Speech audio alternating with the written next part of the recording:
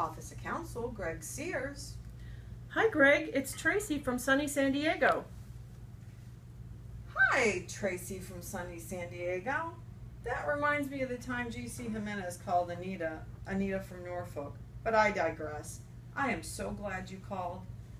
I was taking my afternoon nap, but it's time to wake up because Charles is going to be back from the GC's office pretty soon, so thanks for the call, the wake-up call. Greg, you know I always have your back. No worries. With the 3-hour time difference, I can set my phone alarm if you want and call every day. I promise not to call when you're teleworking though. Charles doesn't venture out to Maryland very often in any case, so it's minimal risk. Traci, I know I can always count on you. Speaking of that, I wanted to check up on the status of a few items that I know that you've been working diligently on for me. Let's see now. Can you tell me where your office is at with LCTM compliance, inputs for the GC monthly, the OGC quality of life survey, input for the war, the data call on how many and which awards your people have received for the last 15 years, a package for field office of the year, reporting on how many folks you sent the client survey to. Let's see, what else? Oh yeah, the annual CPL, environmental, and AQ award nominations, the number of contractor claims pending above $30 million. Oh yeah, and lastly, your update to the negotiations on the U.S. Djibouti Access Agreement. Traci, I apologize for not getting to these sooner and getting them out to you, and they are really urgent, but the good news is they're easy. Greg, the staff at Southwest is on fire. We have all of these items and more ready to go and send up to you. Except the last one. Greg, don't you remember? I don't work at your AFSWA anymore. Traci, of course I know you're at Southwest now. But PJ's out on leave this week, and I thought you might be still in the know since you did work there for 11 years. I also heard you still keep in touch with President Goulet. Oh well, I'll figure it out.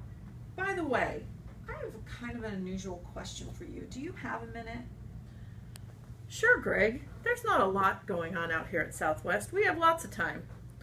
What's up? Well, as you know, the History Channel is one of my favorite programs, and I was watching it last night. And there was a story about how the Italians became famous for their mozzarella. They said it was made from water buffalo milk. Is that true? I have never seen a water buffalo in any Italian tourism spots.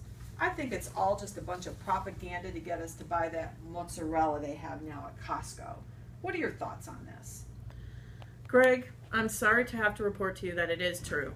There are water buffalo in Italy, and they do make mozzarella from them. The great news for our team in Naples is that the mozzarella actually comes from the area, so it's easy to get it. The bad news is that the water buffalo allegedly graze on toxic landfills. Did that make it into the History Channel report? No, it didn't, which is exactly why I'm bringing this topic up with you, Traci, because I knew I would get the straight scoop. I have now crossed that item off my must-haves whenever I make it to Naples, hopefully before I retire. Speaking of before you retire, I wanted to check on some of our personnel actions. We sent everything you need, I believe. I know it's only been 8 weeks, but just checking since I have you on the phone right now.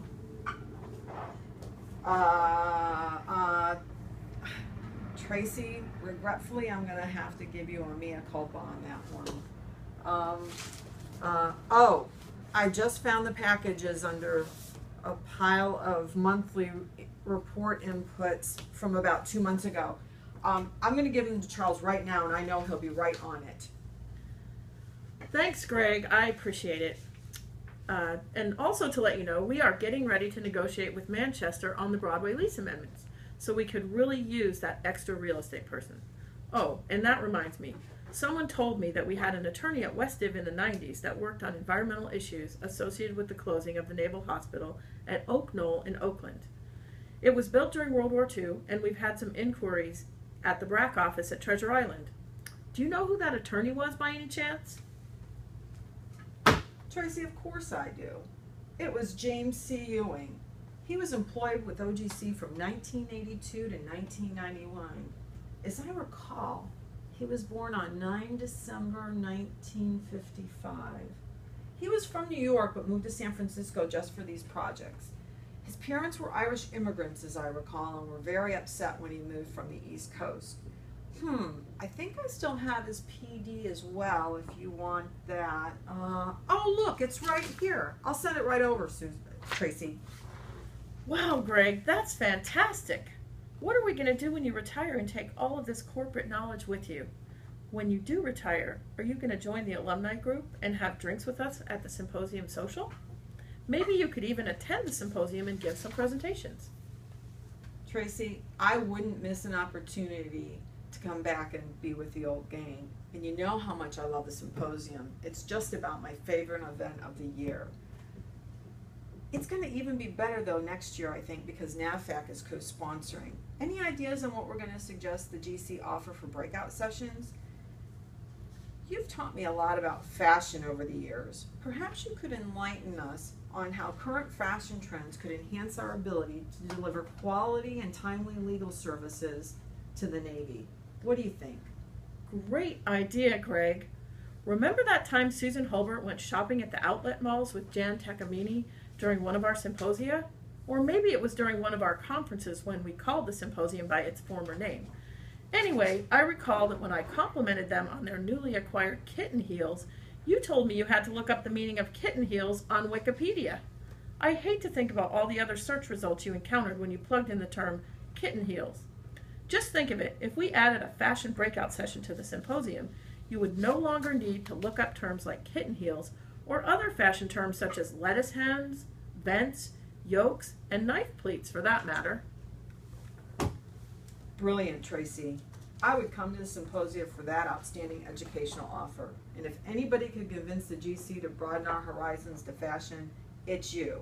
But why stop at breakout sessions about fashion? We could include sessions about one of my other favorite topics, music. How about one focusing on one of the all-time great songs that should provide infinite fodder for discussion, the legendary Hotel California by the Eagles. The iconic album cover was taken just about 100 miles north of where the NAVFAC Southwest Office of Counsel is. I recall a few months ago, in fact, that the lawyers from Southwest were trying to engage Charles and me in discussion about the meaning of the lyrics in that song, but we got stuck on the phrase, "You can check out anytime you like, but you can never leave." Is he referring to the drugs, the music industry, or California? We never decided, and it could easily be the focus of that breakout session, but I hope it's not referring to my retirement from OGC. 42 years is long enough, and I better be able to check out and leave, Tracy. Greg, I did not realize that music was one of your passions. I had you pegged for a literary type and the reader of large biographies and historical tomes. You always like to share with us information about the latest book you're reading and about historical figures you admire. I know you even dispense your knowledge beyond the circle of OGC attorneys to their children. One of the children of a Southwest attorney told me that he really appreciated your review of his 8th grade history paper on Robert E. Lee and his 7th grade PowerPoint presentation on King Charles V of Spain. He says without you, he wouldn't have gotten an A. Oh, Tracy, that young man needed very little help on his projects, and I learned more from what he put into his projects than what I provided back to him in the way of comments. In fact, his efforts reminded me of all the good work the attorneys that I have been with throughout NAVFAC and in OGC over the last 42 years have produced. They write well-researched, cogently reasoned emails and memoranda that I only need to edit a little bit. Well, maybe more than a little bit on the editing, but I like to think that I have a light touch that improves readability, and their work product has always taught me something I didn't know. Most of the folks I've had the pleasure of working with over the last 42 years in OGC are excellent attorneys and genuinely nice people. I'm going to miss them very much. Greg, you will be missed even more by all the OGC attorneys who enjoy your intelligence, humor, kindness, and wit. You have the ability to make all attorneys feel valued at the same time as you provide guidance and suggestions for improvement. Your attention to all aspects of attorneys' lives, from work matters to professional development to getting to know them and their families, is much appreciated and sets you apart from other attorneys. You have been a great mentor and friend to so many of us, and we will truly miss you. Geez, Traci, I don't know if I'm deserving of your kind words, but I will humbly take them. I guess for now then it's, how do you say that again? Arrivederci. That's right. Arrivederci. Arrivederci.